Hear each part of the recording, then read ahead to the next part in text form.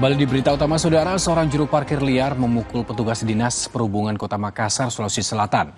Juru parkir marah saat ditegur petugas Dishub karena mengarahkan kendaraan parkir di badan jalan.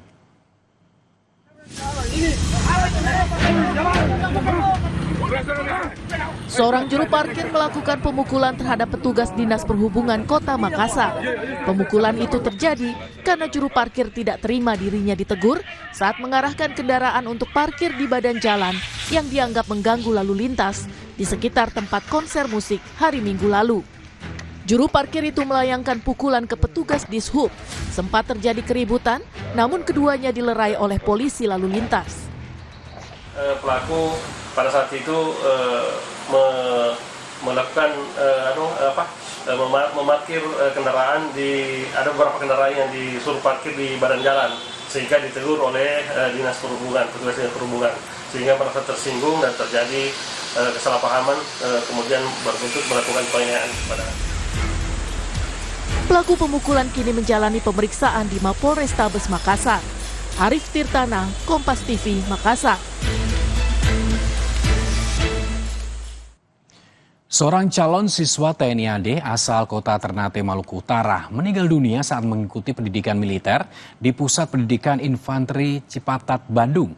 Dari keterangan TNI, almarhum meninggal dunia karena sakit.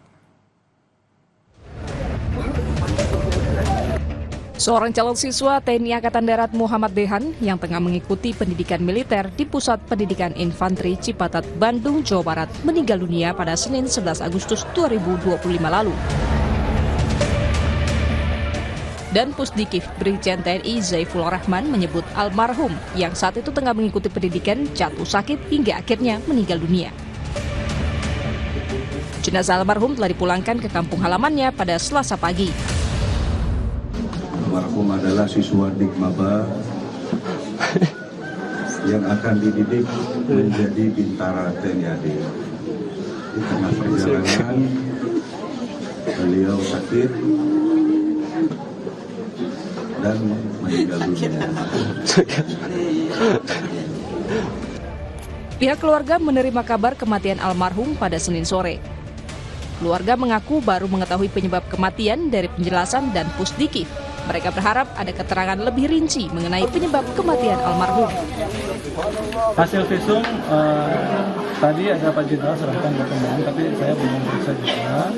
Nanti karena orang tua dari almarhum masih sangat terpukul, berharap tidak terjadi apa-apa di anak kami, sehingga jangan sampai hal-hal yang tidak keluarga inginkan itu tidak terjadi. Almarhum Muhammad Dehan dijadwalkan dilantik sebagai prajurit TNI pada 7 September mendatang. Namun cita-citanya untuk mengabdi kepada negara harus terhenti di tengah jalan. Tim Liputan, Kompas TV.